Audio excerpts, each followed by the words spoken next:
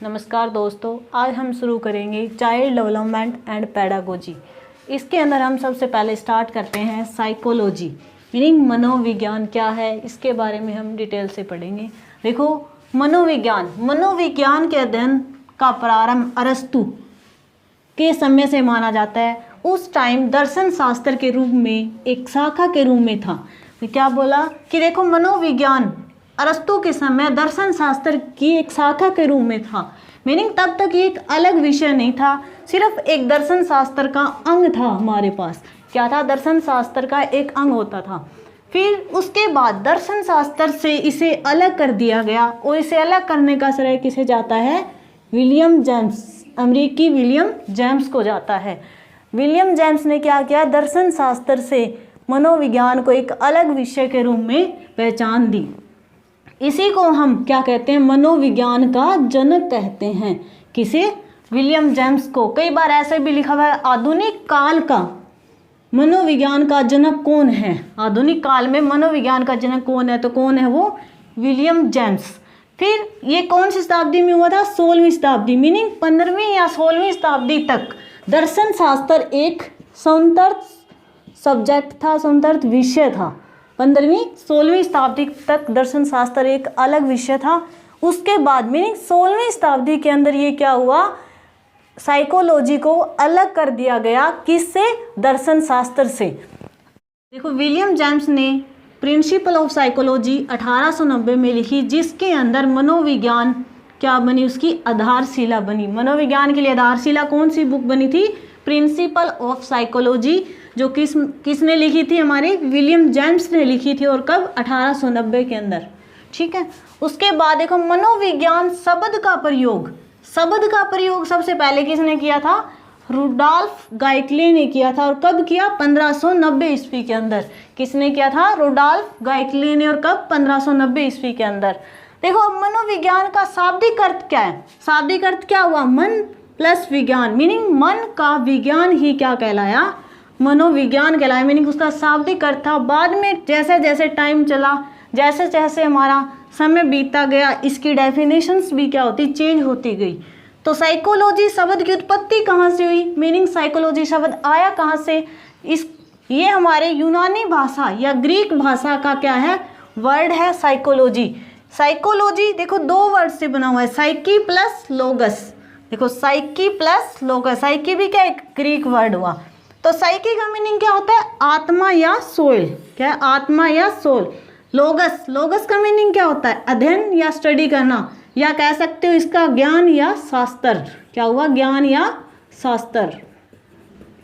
यही क्या कहलाया? मनोविज्ञान। मीनिंग साइकोलॉजी क्या हुई? Psyche plus लोगस। साइकी का मीनिंग आत्मा, लोगस का मीनिंग अध्ययन, ज्ञान या शास्त्र। आत्मा का ज्ञान या शास्त्र क्या कहलाता है? साइकोलॉजी या मनोविज्ञान कहलाया। बाद में ये क्या हुआ? इसको नेग्लेक्ट कर दिया गया। मीनिंग इसको क्या, इसके अलावा अलग अलग हमारे पास जैसे जैसे टाइम चला डेफिनेशंस बदलती गई, मनोविज्ञान की परिभाषा बदलती गई, चेंज होती गई। अब हम देखो लुर्डन, वैसे देखो लुर्डन के अनुसार सब ने अपनी अपनी राय दी, सबके अपने अपने विचार थे। तो लुर्डन ने कहा कि मनोविज्ञान का जनक तो केवल अरस्तु है। कौन है? अरस्तु। हम यहाँ से ये नहीं कह सकते कि यदि सिंपल आ जाता है कि मनोविज्ञान का जनक कौन है तो अरस्तु नहीं लिखेंगे। वहाँ पे यदि आता है कि लुर्डन के अनुसार मनोविज्ञान का जनक कौन है तो अरस्तु लिखा जाएगा। वैसे इसकी स्टार्टिंग किससे हुई थी?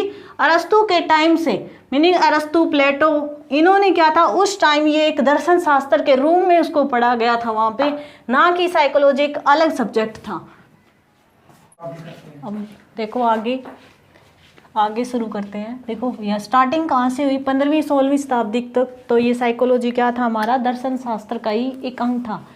अब 16वीं शताब्दी के अंदर उस टाइम ये आत्मा का विज्ञान माना जाता था। मीनिंग साइकोलॉजी क्या थी उस time? Soul of science, meaning आत्मा का विज्ञान ही मनोविज्ञान कहा जाता था। इसके समर्थक कौन थे हमारे पास उस टाइम? कौन था? अरस्तु, प्लेटो, डेकार्टे। मीनिंग प्लेटो का ही शिष्य था हमारा अरस्तु। इन्होंने क्या कहा कि आत्मा का विज्ञान ही मनोविज्ञान होता है। इसको याद करने के लिए एक ट्रिक हमारे पास, इन समर्थकों को याद करना हो कि आत्मा का विज्ञान ही क्या है, मनोविज्ञान है। ये कौन कौन थे इसके समर्थक, वो जैसे अरस्तु, प्लेटो और डेकार्टे थे। और इसको ट्रिक कैसे याद करनी हो, आप यूं अड़े, इसमें ऐसे क्या होगा हमारे पास अरस्तु, जिसको एरिस्टो भी बोलते हैं। उसके बाद पैसे प्लेटो, यू से यूनानी, मीनिंग ये क्या थे, यूनानी थे। ऐसे वही द्वारा कर सकते हो वैसे अरस्तु, यदि वरना इसको काट दो। अड़े से क्या होगा डेकार्टे, आप यूं अड़े। ये क्या बन गई, इसकी ट्रिक बन गई कि 16वीं शताब्दी में आत्मा का विज्ञान के समर्थक कौन कौन थे हमारे पास, अरस्तु, प्लेटो और डेकार्टे। अब देखो 16वीं के बाद क्या आई हमारे पास, 17वीं शताब्दी आई। उसके अंदर मनोविज्ञान को क्या कहा, मन या मस्तिष्क का विज्ञान, क्या कहलाया, माइंड ऑफ साइंस। मन या मस्तिष्क का विज्ञान क्या था, मनोविज्ञान था। कौन सी शताब्दी में, 17वीं में। इसके समर्थक कौन कौन थे, पोम्पनोजी, थॉमस रीड, लॉक, बेर्कली। पोम्पनोजी कहाँ से थे, हमारे इटली से। तो इसकी ट्रिक क्या है, देखो पलक की बाई मस्ती में, क्या है, पलक की बाई मस्ती में। पैसे क्या होता है, पोम्पनोजी। लक किसके लिए यूज कर लिया, लॉक के लिए, क्या को यहाँ काट दिया। बै से क्या बन गया, बेर्कली। ई से क्या बन गया हमारा, इटली से, मीनिंग पोम्पनोजी कहाँ से थे, इटली से, ठीक है। उसके बाद मस्ती में, मीनिंग मस्तिष्क, मीनिंग मस्तिष्क या मन, किसने कहा, पोम्पनोजी, लॉक, बेर्कली और थॉमस रीड ने कहा हमारा, ठीक है। उसके बाद आई हमारे पास 17वीं शताब्दी। जैसे हम 17वीं की बात कर रहे हैं ना, 17वीं शताब्दी के अंदर इसको क्या बोला था, मन या मस्तिष्क। यहाँ पे एक वर्ड आया जैसे लॉक, ठीक है। इससे रिलेटेड कुछ थोड़ी सी और चीज़ है, देखो जॉन लॉक, मीनिंग 17वीं शताब्दी में इसी ने एक बुक भी लिखी, माइंड ऑफ चाइल्ड इज तबुला रासा। कई बार आ जाता है कि तबुला रासा का मीनिंग क्या होता है। यहाँ पे तबुला रासा किसके लिए यूज हुआ है, ब्लैंक स्लेट, मीनिंग इसको क्या कह सकते हो, कोरा कागज भी बोला जा सकता है, ठीक है, कोरा कागज या, ठीक है, ब्लैंक स्लेट कर लोगे। इसके बाद हम करते हैं 18वीं शताब्दी, नहीं उसके बाद सीधा हम आते हैं 19वीं शताब्दी की बात। ये क्या हुए, मनोविज्ञान के जैसे आत्मा का विज्ञान था उसको क्या कर दिया गया, कुछ इसके खिलाफ आए हमारे पास, कुछ इसके आलोचक आए। उन्होंने क्या किया, इसको कहा कि आत्मा का विज्ञान कैसे हो सकता है, क्योंकि आत्मा का देखो सिर्फ फील किया जाता है, उस ये तो क्या अजर अमर है हमारे पास, सिर्फ फील कर सकते हैं इसको, ना हम रंग है ना रूप है, इसके बारे में कुछ नहीं। तो इसलिए इसको क्या कर दिए। और वैसे इसके हमारे पास जो आलोचक थे वो मेन कौन थे, J.S. रोज थे। कौन थे, रोज थे, वो इसके आलोचक थे, किसके, आत्मा के विज्ञान के। उसके बाद मन का विज्ञान पोम्पनोजी, थॉमस रीड, लॉक, बेर्कली ने कहा था। फिर इसके बाद इसमें भी कुछ क्या हुए हमारे पास, आलोचक आए, उन्होंने कहा मन मस्तिष्क। किसने देखा है मन को, मन भी तो क्या है जिसको हम फील कर सकते हैं, किसी ने देखा तो नहीं है ना मन को। तो इसमें क्या हुआ, इसलिए इसके भी क्या हो गए, कुछ आलोचक बन गए हमारे पास, जैसे विलियम वुड, जेम्स, ये क्या थे, इसके आलोचक थे। इन्होंने कहा 19वीं शताब्दी में कहा कि ये मन या मस्तिष्क का विज्ञान ना होकर क्या है, चेतना का विज्ञान है। क्या है, चेतना का विज्ञान। इसके समर्थक कौन थे, विलियम वुड जो कहाँ से थे, जर्मनी से। फिर विलियम जेम्स ली जो जर्मनी से थे, वाइवस। ये क्या हो गए इसके समर्थक, किसके, चेतना का विज्ञान के। इन्होंने कहा कि चेतना का विज्ञान ही क्या है हमारे पास, मनोविज्ञान है। देखो इसको ट्रिक कैसे याद करोगे, चेतना विलियम ने सजवाई, चेतना विलियम ने सजवाई। अब विलियम किसके लिए, विलियम वुड के लिए याद रख सकते हैं। नए को क्या कर दिया, काट दो। सै से क्या बना, जेम्स सली, मीनिंग सली से याद करना। जैसे क्या है, James meaning William James, Y meaning wives. तो यहाँ से क्या हुआ, चेतना विलियम ने सजवाई, मीनिंग चेतना का विज्ञान किन किन ने कहा, विलियम वुड, विलियम जेम्स ली और वाइवस ने। उसके बाद देखो इसी के कुछ भी आलोचक और आएंगे, फिर तभी आगे से आगे इसकी क्या होती गई हमारे पास, शुरुआत कह सकते हो कि साइकोलॉजी की परिभाषा बदलती गई जैसे जैसे टाइम चला। अब इसके भी कुछ आलोचना करने वाले थे। मैकडूगल ने इसकी आलोचना की। उसने कहा कि चेतना एक बुरा शब्द है, चेतना को एक बुरा शब्द बताया। किसने, मैकडूगल ने। और किसमें, उसने एक पुस्तक लिखी, आउटलाइन साइकोलॉजी। कौन सी बुक थी मैकडूगल की, आउटलाइन साइकोलॉजी, उसके पृष्ठ नंबर पेज नंबर 16 के ऊपर चेतना को एक बुरा शब्द कहकर इसकी आलोचना की। उसने कहा, मैकडूगल ने कहा, मनोविज्ञान के लिए दुर्भाग्य की बात है कि चेतना शब्द साधारण प्रयोग में आ गया। ये क्या एक साधारण प्रयोग में आए, ये हमारे मनोविज्ञान के लिए क्या एक दुर्भाग्य की बात है। ये किसने कहा? मैकडूगल ने। यदि वैसे सिगमंड फ्राइड भी इसके आलोचक बन सकते हैं, क्योंकि देखो सिगमंड फ्राइड कहते हैं कि मन हमारे तीन तरह, जैसे चेतना, अचेतन मन और अचेतन, तीन तरह के होते हैं। तो इसने कहा चेतना का विज्ञान ही क्या है? मनोविज्ञान। पर चेतना तो सिर्फ 10% है, हमारा अचेतन मन सबसे ज़्यादा यूज होता है 90%। तो यहाँ से क्या हुआ? अर्धचेतन क्या होता है? जो चेतन अचेतन मन की अवस्था होती है उसी को अर्धचेतन कहते हैं। ये सिगमंड फ्राइड ने कहा था। इस तरह से इसको भी क्या कर दिया गया? नकार दिया गया कि चेतना का विज्ञान मनोविज्ञान नहीं हो सकता। हम तो उसी चीज़ को लेंगे ना जिसके अंदर सब चीज़ें क्या हो? कंक्लूड हो, हमारा सब कुछ उसके अंदर हमें एक तरह से कह सकते हैं कि शो होती हो चीज़ें। ये तो क्या है, सिर्फ फील किया जा सकता है। आत्मा है, मन है, चेतना, चेतना के अंदर तो सिर्फ 10% जो हम यूज कर रहे हैं। चलो आगे देखते हैं। हमने 19वीं शताब्दी तक की बात की है, अब बात करते हैं हम 20वीं शताब्दी। 20वीं शताब्दी में मनोविज्ञान को क्या कहा गया? व्यवहार का विज्ञान, मीनिंग बिहेवियर ऑफ साइंस क्या कहलाया? साइकोलॉजी या मनोविज्ञान कहलाया 20वीं शताब्दी, मीनिंग जो अब चल रहा है। इसके अभी तक कोई आलोचक नहीं आए, किसी ने इसके बारे में आलोचना नहीं की कि ये व्यवहार का विज्ञान नहीं है। क्यों? कि इस देखो अभी तक इसके अंदर हम इंक्लूड कर रहे हैं, जैसे हमारी आत्मा, मन, चेतना, इन सब का कंक्लूजन क्या है? बिहेवियर। सब हमारे बिहेवियर के अंदर ये चीज़ें शो होती है कि हम किस तरह से बिहेव कर रहे हैं, वो ही क्या है हमारा पास मनोविज्ञान है। तो यहाँ से 20वीं शताब्दी के अंदर क्या कहा गया? साइंस ऑफ बिहेवियर क्या कहलाता है? साइकोलॉजी या मनोविज्ञान कहलाता है।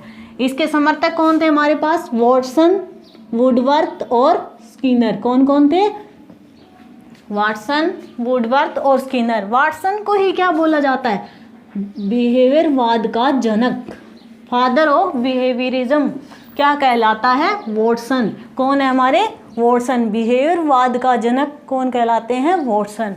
अब देखो वॉटसन, इसके समर्थकों को याद करने के लिए कि जो हमारा अब चल रहा है या अब जो डेफिनेशन है मनोविज्ञान की, वो क्या है? व्यवहार का ही विज्ञान क्या कहलाता है? मनोविज्ञान कहलाता है। और इसके समर्थकों को याद करने के लिए एक ट्रिक है, शिवम व्यवहार में लकड़ी के जैसा है। कौन? शिवम है, वो व्यवहार में कैसा है? लकड़ी, मीनिंग वुड के जैसा है। तो यहाँ से हम व्यवहार मीनिंग व्यवहार के समर्थकों को याद करने के लिए से क्या बना हमारा? स्किनर, ठीक है।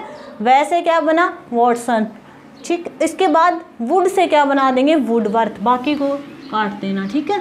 तो ये हमारे पास क्या बन गई इसकी ट्रिक? शिवम व्यवहार में वुड के जैसा है, मीनिंग स्किनर, वॉटसन और वुडवर्थ। तो अब देखो ये थी हमारी 20वीं शताब्दी की जो अब नाउ ये ही मीनिंग अब भी क्या है? मनोविज्ञान को क्या कहते हैं? व्यवहार का विज्ञान ही क्या होता है? मनोविज्ञान है। अब तक इसके कोई आलोचक नहीं, हो सकता है इसके आगे कोई आलोचक आ जाए तो ये डेफिनेशन भी गलत हो जाए कि मनोविज्ञान की, ठीक है। देखो अर्थ यात्रा परिभाषा, मीनिंग ये 16वीं शताब्दी से लेकर अब 20वीं शताब्दी तक इसमें कुछ चेंजेज आए, उसके अनुसार मनोविज्ञान की डेफिनेशन बदलती गई। वो परिभाषा एक यात्रा के रूप में, मीनिंग इसकी जो अर्थ बदलता गया उसकी परिभाषा दी, वो किसने दी? वुडवर्थ ने दी। किसने दी? वुडवर्थ ने दी। उसने कहा सर्वप्रथम सबसे पहले मनोविज्ञान ने क्या किया? अपनी आत्मा का त्याग किया। सबसे पहले क्या किया उसने? अपनी आत्मा का त्याग किया। आत्मा का आलोचक आ गए थे ना, जिसके कारण आत्मा को क्या कर दिया था भाई? आत्मा का विज्ञान क्या था? मनोविज्ञान नहीं है, मीनिंग आत्मा का त्याग कर दिया। फिर इसने अपने मन का त्याग किया। फिर क्या किया? मन का त्याग। जैसे 16वीं शताब्दी में तो आत्मा का था, लास्ट 16वीं तक ये क्या हो गया? इसको त्याग दिया गया। फिर मन का त्याग किया गया, मीनिंग 17वीं शताब्दी में मन आया, लास्ट 17वीं शताब्दी के अंत तक इसको भी क्या कर दिया गया? काट दिया गया, नेग्लेक्ट कर दिया गया, मीनिंग कह सकते हो कि अस्वीकार कर दिया गया कि मनोविज्ञान मन का विज्ञान नहीं है। फिर इसे चेतना को अस्वीकार किया। फिर 19वीं शताब्दी के लास्ट तक इसने चेतना को भी अस्वीकार कर दिया, मीनिंग इसके भी आलोचक आ गए थे। अब व्यवहार की विधि को स्वीकार करता है, मीनिंग मनोविज्ञान क्या, अब व्यवहार को ही क्या बोला गया, मनोविज्ञान कहा गया। ये यात्रा परिभाषा किसने दी है, वुडवर्थ ने। वो याद रखनी है कैसे कि सर्वप्रथम मनोविज्ञान ने अपनी आत्मा का त्याग किया, फिर इसने अपने मन का त्याग किया, फिर इसने चेतना को अस्वीकार कर दिया, मीनिंग चेतना का भी त्याग कर दिया। और अब ये किसकी विधि को स्वीकार करता है, व्यवहार की विधि को स्वीकार करता है। इसके बाद देखो कुछ एक मनोवैज्ञानिक आए, उन्होंने अपनी अलग अलग परिभाषाएं दी। कुछ एक परिभाषाएं मैंने लिखी है जो आप देख लो, मेरे को अच्छी लगी वो मैंने यहाँ पे लिखी हुई है। देखो मनोविज्ञान के बारे में पहले मोर्गन ने कहा कि मनोविज्ञान मानव एवं पशु के व्यवहार का विज्ञान है। मीनिंग मनोविज्ञान क्या है, जो मानव और पशु व्यवहार करते हैं ना, वो ही क्या है, मनोविज्ञान है। उनका व्यवहार का जो विज्ञान होता है उसको मनोविज्ञान कहा। तो यहाँ से थोड़ा सा ये याद रखते हो कि मानव और पशु के रास्ते में, मीनिंग मार्ग में कोई नहीं आए। तो ये क्या हुआ, मोर्गन ने, मार्ग से याद रखना, मोर्गन ने, और मानव व पशु जब चल रहे हो या उनके व्यवहार जब वो कर रहे हो तो कोई रास्ते में नहीं, मार्ग में नहीं आना चाहिए। तो यहाँ से ऐसे याद रख सकते हैं इसको। दूसरा वाटसन ने कहा मनोविज्ञान क्या है, व्यवहार का धनात्मक विज्ञान है। कहा कि मनोविज्ञान क्या है,